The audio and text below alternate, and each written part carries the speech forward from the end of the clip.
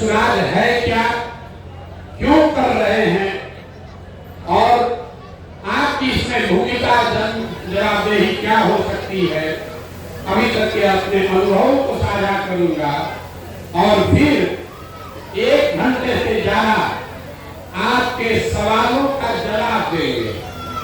आप में से कोई भी आदमी खड़ा होकर जो अच्छा खराब खट्टा मीठा टेढ़ा जो सवाल करना चाहे वो बेझिझक वो सवाल कर सकता है।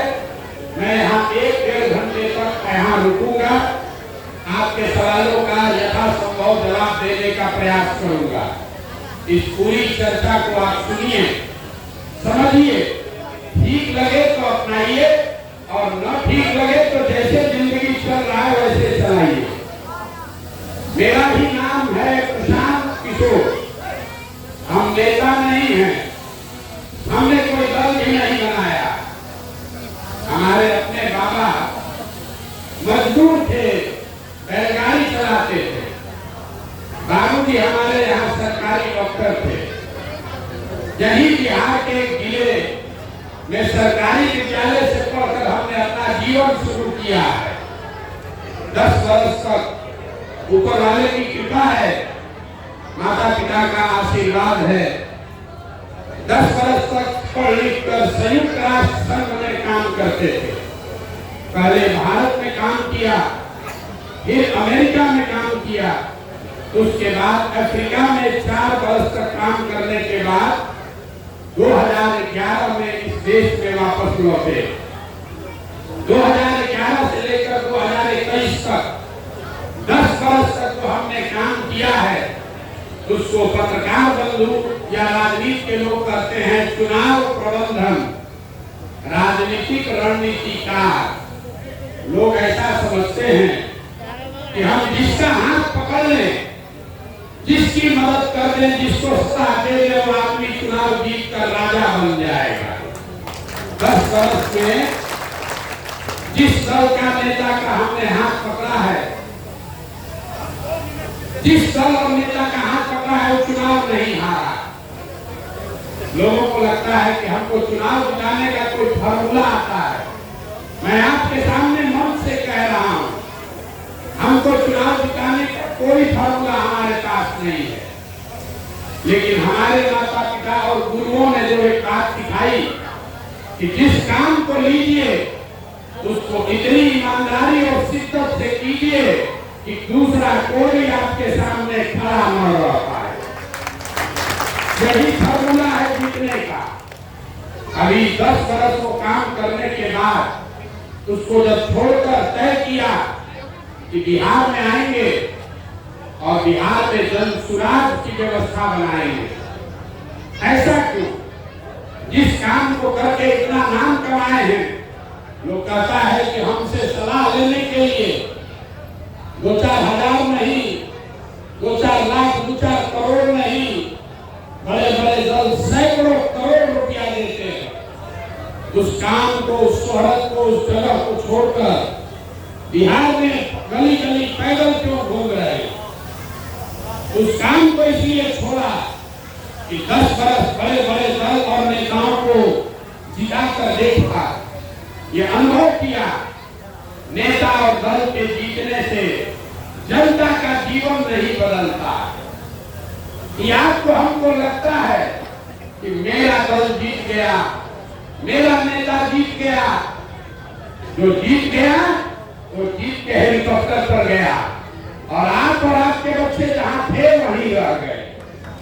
तो हमें ये अनुभव हुआ 10 वर्ष, 1-2 राज्य में नहीं, 10 राज्य में मुख्यमंत्री बनाने के बाद ये देखा, अनुभव हुआ कि अगर भगवान ने, ऊपर वाले ने कुछ सलाहियत, बुद्धि, शक्ति, साधन मुझे दिया है, मैं जिसको सलाह दूं वो जीत सकता है, तो ये तय किया कि दल और नेता को तो बहुत जिता लिए, एक बार चल के बिहार की जनता का हाथ पकड़ते हैं, आपको सलाह देते हैं ताकि आपका जीवन भी बदले।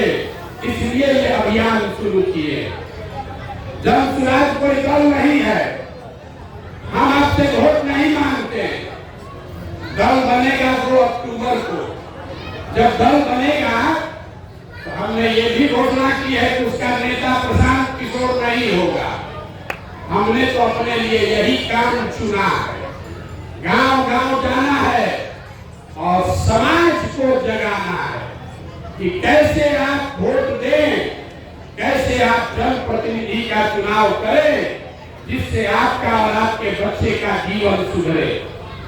आप देखिएगा 2 अक्टूबर को ये जन सुराज जब दल बनेगा तो जो लोग नेता बनेंगे इसके, वो आपके बीच से जब मैं पैदल चला हूँ गांव गांव से जिन लोगों को चुन कर निकाला है वो लोग उसके नेता बनेंगे। 2 अक्टूबर के बाद प्रशांत किशोर पहले भी पैदल चल रहे थे, 2 अक्टूबर के बाद भी पैदल ही चलेंगे। जो गांव बच गया है हर गांव में जाएंगे। आपके लिए किशनगंज में पैदल चलते हुए हम सितंबर में पहुंचेंगे। अभी हम मधेपुरा में हैं, मधेपुरा पूरा अभी चलना बाकी है। उसके बाद सुपौल जाएंगे, फिर अररिया, लेकिन दल बनने से पहले किशनगंज के भी गांव गांव में पैदल चल जाएंगे। ये क्या है जन सुराज? दल नहीं है, आंदोलन नहीं है, वोट हम मांग नहीं रहे हैं, तो ये है क्या?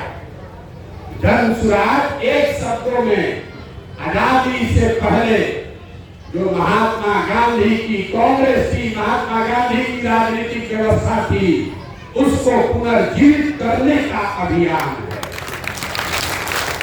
आजादी से पहले जिसको भी देश के आजादी में योगदान देना था वो क्या करता था? वो आदमी जाके तब की महात्मा गांधी की कांग्रेस को जाकर ज्वाइन कर लेता था और जिसकी जो क्षमता थी, कोई पढ़ा लिखा था, कोई अनपढ़ था, कोई हिंदू, कोई मुसलमान, कोई अगड़ा, कोई पिछड़ा, कोई गरीब, कोई अमीर, जिसकी जो क्षमता थी, गांधी के कांग्रेस में सबके लिए जगह थी। किसी ने घर घर जाकर अखबार बांटा, किसी ने प्रभात फेरी निकाली, कोई धरने पर बैठा, कोई रेलवे लाइन उठाया, किसी ने जाकर फांसी पर के तख्त पर कुर्बानी दी। जिसकी जो बन पड़ी उसने सब किया, सबका खून इस मिट्टी में लगा, तब ये देश आजाद हुआ। वही व्यवस्था बनाने का प्रयास कर रहे हैं कि अगर बिहार में विकास चाहिए, अगर बिहार में आपके हमारे बच्चों का जीवन बदलना है, तो आपने 40-45 बरस कांग्रेस को देखा। 30-35 साल से हम लोग लालू जी, नीतीश जी, भाजपा को देख रहे हैं। आपका और आपके बच्चों का जीवन नहीं सुधरा। अब प्रशांत किशोर वो व्यवस्था बना रहे हैं आपकी मदद से, जिसमें आपके बीच से लोगों को चुनकर निकाल रहे हैं और जिसको आप चुन दीजिएगा वही जन सुराज का उम्मीदवार हुआ और वही आदमी के पीछे, उसी आदमी के पीछे पूरी ताकत, शक्ति, बुद्धि, पैसा अपना लगाएंगे और आपके आशीर्वाद से उसको जिता कर लाएंगे। यही है जन सुराज। अभी आप वोट देते हैं, आप प्रत्याशी नहीं चुनते। जिसको मोदी जी ने भेज दिया, जिसको लालू जी ने, नीतीश ने, राहुल गांधी ने भेज दिया, उसी में से आपको चुनाव करना है। किसी ने नहीं पूछा कि किशनगंज का, बहादुरगंज का उम्मीदवार कौन होना चाहिए। जन सुराज में हम ये व्यवस्था बना रहे हैं।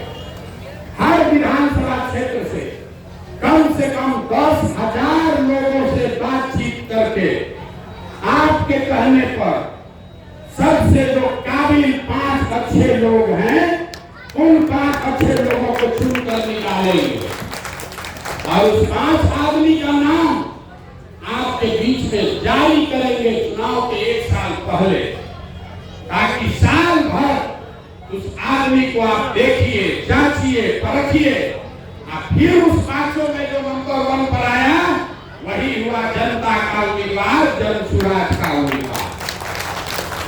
आपके पास पैसा नहीं है तो कोई बात नहीं।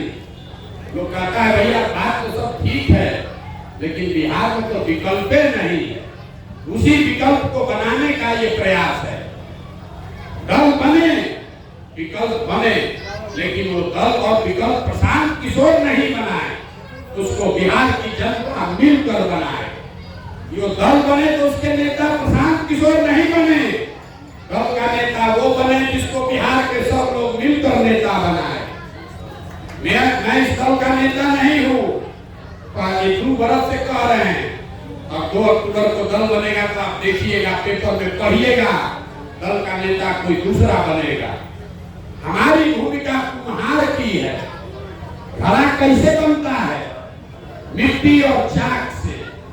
बढ़िया मिट्टी और चाक न हो तो बड़ा से बड़ा कुम्हार भी घड़ा नहीं बना सकता। तो हमारी भूमिका कुम्हार की है और गांव-गांव से आपसे मिलकर अच्छी मिट्टी और चाक ढूंढ रहे हैं, क्योंकि आप में वो ताकत है। आपके बीच से ऐसे लोग हैं जिनमें वो ताकत है, समझ है, जिनको हम थोड़ा सा सहारा दे दें तो वो खड़ा होकर बढ़िया नेता बनेगा और अपने समाज के लिए कुछ करेगा। आपको कुछ नहीं करना है। आपके पास पैसा नहीं है तो कोई बात नहीं है, आपके जाति के ज्यादा लोग नहीं है तो कोई बात नहीं है, आपको राजनीति का ज्यादा समझ नहीं है तो भी कोई बात नहीं है। पैसे की चिंता, व्यवस्था, चुनाव लड़ने की चिंता अपने भाई, अपने बेटे प्रशांत किशोर पर छोड़िए, लेकिन अपने बच्चों के लिए खड़ा होइए। विकल्प नहीं है, इसका रोना रोना बंद कीजिए। आपकी इतनी दुर्दशा है क्यों? आपको लगता है कि भाजपा वाले गलत कर रहे हैं, कोई लालू जी को दोष दे रहा है, कोई मोदी जी को, कोई राहुल गांधी कांग्रेस को, कोई नीतीश को। हम आपको बता रहे हैं कि आपको अभी 5 मिनट में बताएंगे कि आपकी दुर्दशा क्यों है। और वो जानने समझने के लिए आपको प्रशांत किशोर के ज्ञान की जरूरत नहीं है। इस्लाम में जो बातें पैगंबर साहब ने बताई हैं, उसी के हवाले से बताएंगे कि आपकी दुर्दशा क्यों है। हम 5000 गांव में पैदल चल के गए और रोज मन से कहते हैं कि दलितों के बाद सबसे ज्यादा गरीबी, बदहाली, फटेहाली अगर कहीं दिखी तो मुसलमान भाइयों के गांव में दिखी। सबसे ज्यादा गरीब, बदहाल, फटेहाल कोई दिखा तो मुसलमान दिखा। क्यों ऐसा है? लोग कहता है भैया हमारे साथ धोखा हो गया। मुसलमान भाई हमारे कहते हैं सबने हमारा इस्तेमाल किया, हमारे साथ धोखा हो गया। हम आपको कह रहे हैं नहीं, ये सही बात नहीं है। आपकी दुर्दशा इसलिए है कि आपके पैगंबर साहब ने कहा कि जिस कौम को अपने रहनुमाओं की समझ न हो, उसके ऊपर जालिम हुक्मरानों को मुसल्लत कर दिया जाता है। आप जरा याद कीजिए, आप याद कीजिए, जब सच्चर कमेटी का रिपोर्ट आया, उस रिपोर्ट में यह बताया गया कि मुसलमानों की दशा, आपकी आर्थिक सामाजिक हालत दलितों से भी ज्यादा खराब है। अब एक बार जरा सोचिए कि जब सच्चर कमेटी का रिपोर्ट आया था, उससे पहले इस देश में भाजपा और मोदी का शासन नहीं था, उससे पहले कांग्रेस का शासन था, लालू नीतीश का शासन था, जिनको आपने अपना रहनुमा अपने वोट से बनाया था। अगर उन्होंने आपके बच्चों को पढ़ाया होता, अगर उन्होंने आपके बच्चों के रोजगार की व्यवस्था की होती, तो कोई मोदी, कोई भाजपा आज तक आता ही नहीं। ये बात मैं नहीं कह रहा हूं, ये बात तो पैगंबर साहब ने कहा कि अगर आज का हुक्मरान जालिम है तो कहीं न कहीं आपसे अपने रहनुमाओं को चुनने में गलती हुई है। जब तक इसको नहीं मानोगे तब तक सुधार नहीं हो सकता। मुसलमान हम जहां जाते हैं कहता है भैया हमारे पास विकल्प नहीं है। अगर विकल्प नहीं है तो आपको विकल्प बनाने से किसने रोका है? 18% की आपकी आबादी है। इस राज्य में कम से कम 40 मुसलमान विधायक होने चाहिए। कितने विधायक हैं? 19। ये चिंता का कारण नहीं है। ये तो सब आपको नेता के बताता होगा। हम दूसरी बात बताएंगे। 19 विधायक मुसलमानों का है, ये चिंता का कारण नहीं है, क्योंकि मुसलमानों को टिकट नहीं मिला इसलिए विधायक नहीं है। चिंता का कारण ये है कि बिहार में 1650 मुखिया मुसलमान होना चाहिए, है 1200 से कम।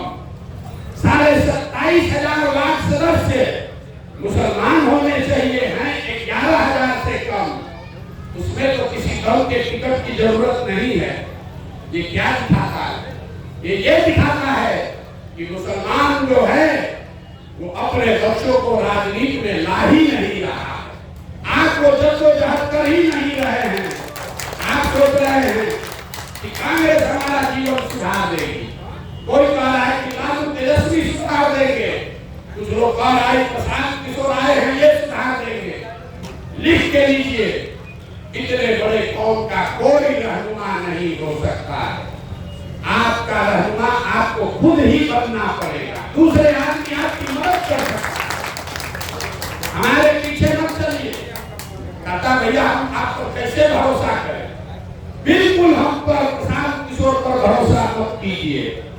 हम पर भरोसा कीजिएगा तो जैसे पहले तो लोगों ने ठगा है, हम भी आपको ठगेंगे।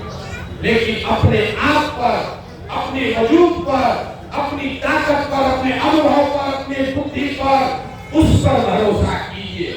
क्योंकि आपके कौम में ही पैगंबर साहब ने कहा बिना जद्दोजहद के जीवन में कुछ हासिल नहीं हो सकता है।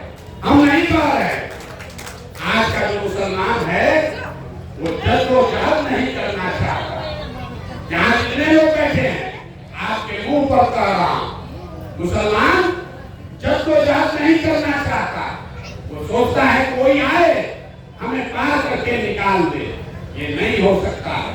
अगर ऐसा होता तो आपके पैगंबर साहब ने ये कहा होता जद्दोजहद मत करो, किसी के पीछे खड़ा हो जाओ, वही आदमी तुमको पार कर देगा।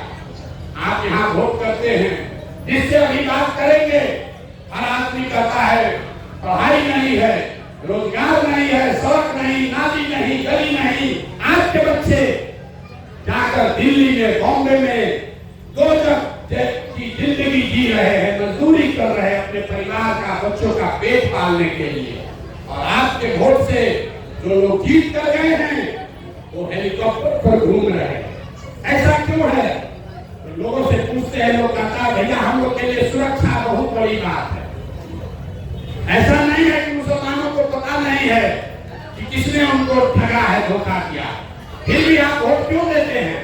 आप कहते हैं कि भैया सुरक्षा बहुत बड़ी बात है, हमको भाजपा से डर लगता है। तो फिर आपके पुराने शरीफ कुरान का ही हवाला दूंगा। मुसलमानों को बताया गया अल्लाह को छोड़कर किसी से नहीं डरना है। और आपको भाजपा का इतना डर है कि आपको अपने बच्चों की तकलीफ भी नहीं दिख रही है, तो आपका भला कैसे होगा? कैसे होगा आप बताइए?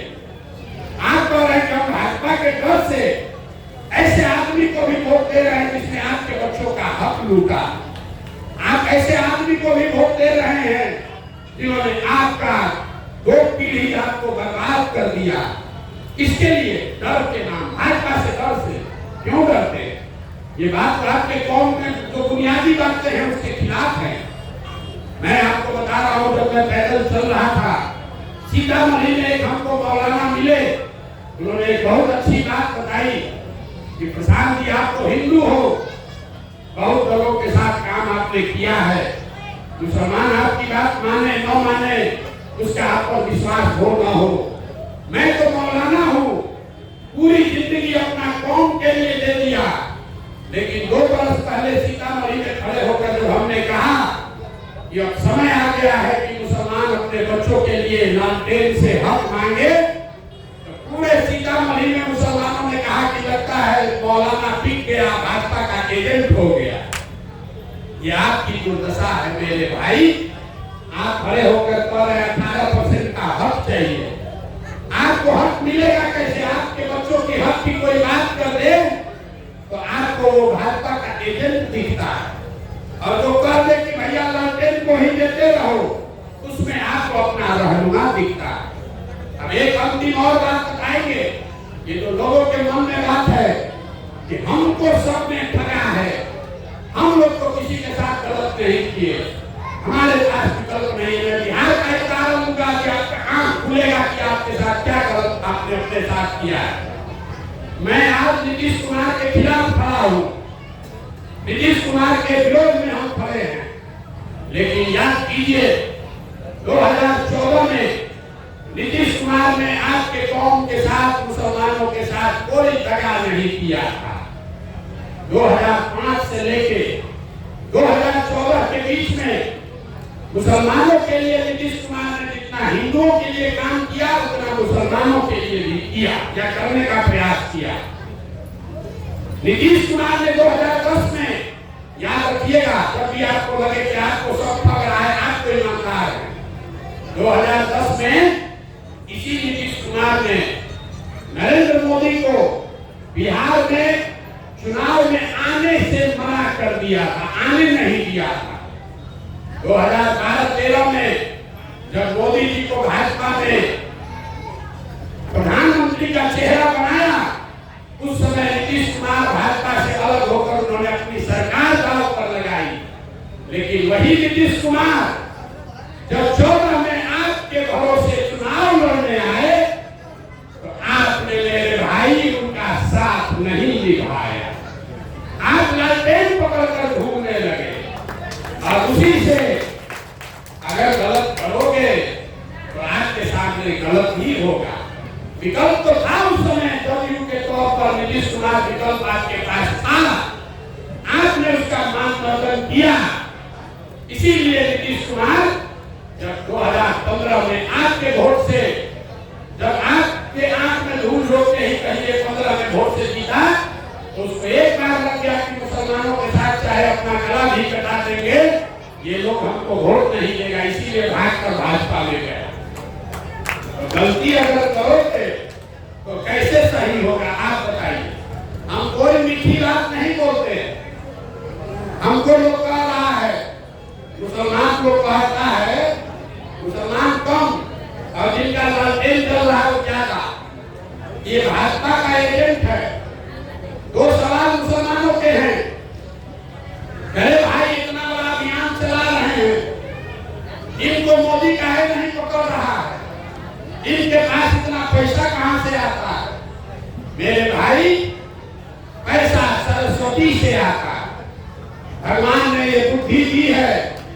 आप एक एमएलए एमपी बना देते हैं, आपका पार्टी चलने लगता है। आप 32 वर्ष से आप एडी को, लालटेन को वोट देते हैं, आप में से बैठा हुआ किसी आदमी ने नहीं पूछा कि लालटेन के पास पैसा कहां से आता है। पैसा आता है इसी बिहार से, क्योंकि बिहार के बाहर आरजेडी नहीं है। आपके हमारे बच्चों का जो हक लूट कर ले जाते हैं, उसी पैसे से राजनीति करते हैं। और हमारा बनाया हुआ आज भी एक दो नहीं 6 राज्य में आज भी वो लोग सरकार चला रहे हैं जिनके बनाने में हमने कंधा लगाया है। तो हमको एक तंबू का पैसा नहीं मिलेगा। लेकिन मुसलमानों की हालत देखिए, हम मजबूती से लड़ रहे हैं, समाज के लिए कुछ कर रहे हैं, तो मुसलमान कहता है इनके साथ कैसे जाए, जरूर कोई ना कोई भाजपा ही पीछे होगा। अगर हम मजबूती से नहीं लड़ते तो आप ही कहते कि आदमी तो अच्छा है लेकिन मजबूती से लड़िए नहीं रहा है, कैसे इसके साथ जाए। मेरे भाई, आपका विश्वास हम पर नहीं है, आपका अविश्वास अपने आप पर है। क्योंकि 30-40 वर्ष में मुसलमानों को ये दिमाग में बैठा दिया गया है कि आप अपने बल पर राजनीति नहीं कर सकते हो, आपको किसी न किसी के पीछे ही चलना है। इसीलिए ये आपके साथ धोखा हो रहा है। तो मैं अब अपनी बात 2 मिनट में खत्म करूंगा। ये अभियान है जिसमें मैं जाकर सामने से कहता हूँ, वोट लालटेन को देना है दे दो। लोकसभा का भी चुनाव हुआ, हम चुनाव नहीं लड़े हैं। हमने मुसलमानों को कहा था लिख के ले लो, कोई हम उम्मीदवार नहीं खड़ा करेंगे। हम पर उंगली नहीं उठाना कि हमने हराने में मदद की है, जिताने में। लेकिन जिनके साथ आप खड़े हुए वो कोई नहीं जीता। और जो थोड़ा बहुत जीता भी है कोई मुसलमान का नाम लेने के लिए नहीं तैयार है। जो अभी रिजल्ट आया है आपने अपने घर में खुशी मनाई होगी, लेकिन मेरे भाई जो अभी संख्या बढ़ी है विपक्ष की, इससे आपका जीवन नहीं बदलने वाला। इससे राहुल गांधी और अखिलेश का राजनीतिक चमक जाएगा, लेकिन बुलडोजर चलना बंद नहीं हुआ है, मुसलमानों की लिंचिंग बंद नहीं हुई और आगे भी नहीं होगी। लिख के रखिए, जब तक आप अपने समाज में नेतृत्व नहीं पैदा कीजिएगा। मैं आपसे इतना ही आग्रह करने आया, वोट जिसको देना है दीजिए, लेकिन अपनी दुआ वो जब स्वराज को दीजिए, क्योंकि गांधी ही वो हथियार है, महात्मा गांधी ही वो हथियार है जिसको पुनर्जीवित करके आप विचारधारा के आधार पर भाजपा से लड़ सकते हैं। और दूसरी बात, वोट दिए दूसरे को दे दीजिए, दुआ आपने हमको दी और अपने बच्चों को हमको दीजिए। आपके बच्चे जो राजनीति में आना चाहते हैं, जो वार्ड सदस्य बनना चाहते हैं, जो मुखिया बनना चाहता है, जो विधायक बनना चाहता है, उसको टिकट नहीं मिल रहा है, उसके पास पैसा नहीं है, लेकिन ईमानदार और जज्बे वाला लड़का है, उस आदमी उस लड़के को मेरे हवाले कीजिए। अपने पैसे से उसको प्रशिक्षण भी देंगे और चुनाव भी लड़ाकर आपके बीच में दिखाकर देंगे। एक और अंतिम बात, आप यहाँ बंगाल के बिल्कुल बगल में ही रहते हैं, यही 20 किलोमीटर दूर पर बंगाल है। जब भी आपको लगे कि प्रशांत किशोर पर भरोसा करें कि नहीं, तो याद कीजिए पिछले 10 वर्ष में आपके और आपके कौम पर सबसे बड़ा संकट कब आया? आप पर एक ही संकट आया, इतना बड़ा था जिसमें आपके घरों की महिलाएं भी निकल कर बाहर धरने पर बैठी। वो था सीए एनआरसी का संकट। सीए एनआरसी कब रुका? सीए एनआरसी उस दिन रुका जिस दिन भाजपा को बंगाल में, तारीख नोट कर लीजिए, 2 मई 2021 को जिस दिन भाजपा को बंगाल में शिकस्त दी गई, उस दिन सीए एनआरसी रुका। जरा याद कर लीजिए, आप 5 बार का नमाज पढ़ने वाले, ईमान की बात करने वाले लोग हैं। जब बंगाल में लड़ाई लगी, जब दिल्ली के अपने लोग उनको छोड़कर भाग गए, तो देश में कौन आदमी है जो दिल्ली के मदद में खड़ा हुआ? लालू तेजस्वी, अखिलेश, राहुल गांधी बंगाल नहीं गए थे। यही लड़का प्रशांत किशोर गया था जिसने बंगाल में अपना कदम उठाया। 2 बरस बंगाल में गांव-गांव में जाकर जो व्यवस्था बनाई, भाजपा को हमने कहा, जब पूरा देश कह रहा था कि भाजपा को 200 सीट आएगा बंगाल में, हमने कहा कि इनको 100 के नीचे अगर नहीं रोके तो जीवन में संन्यास ले लेंगे। हमने रोका भाजपा को पर 77 पर। जो व्यवस्था बनाकर आए हैं, अभी तक देखिए भाजपा खड़ी नहीं हो पा रही है बंगाल में, और आप वही व्यवस्था यहाँ बिहार में बनाएंगे। अगर खाली लड़ने के लिए लड़ना है तो लालटेन को पकड़े रहिए, लेकिन भाजपा को एकदम पटक देना है तो जनचुनाव में अपने बच्चों के साथ आइए, हम आपको जिताने का दावा करके दे रहे हैं। आज तक नेता और दल नहीं हारा है, भरोसा रखिए। अगर आपका भी हाथ पकड़ेंगे, आपके बच्चों का हाथ पकड़ेंगे, तो आपको भी हारने नहीं देंगे। आप देख रहे हैं पिछले 2 बरस से जितनी मेहनत, जितना पसीना मैं बहा रहा हूँ, आज तक 75 वर्ष के बिहार के इतिहास में किसी ने इतनी शारीरिक मेहनत नहीं की है। आप अपने बच्चों को जोड़िए, गांधी की विचारधारा को पुनर्जीवित करने के इस अभियान में अपना योगदान दीजिए। यही वो पेड़ है, यही वो पौधा है जिसको सींचिएगा तो बड़ा होकर आपके बच्चों को फल भी मिलेगा और आपको बुढ़ापे में छाया भी मिलेगी। जो फूट है उसमें किरासन तेल बम के जलते रहिएगा तो उससे कुछ नहीं मिलने वाला। एक और अंतिम बात, कई लोग कहते हैं कि आप पे और ओवैसी साहब में क्या फर्क है? फर्क है, फर्क ये है कि ओवैसी साहब ये कह रहे हैं कि मुसलमानों को अपने हक के हकूक के लिए खड़ा होना चाहिए। मैं ये कह रहा हूं कि मुसलमानों को अपने हक और हकूक के साथ के लिए खड़ा होना चाहिए, लेकिन उन 50% हिंदुओं के साथ खड़ा होना चाहिए जो विचारधारा के आधार पर गांधी के मानने वाले हैं और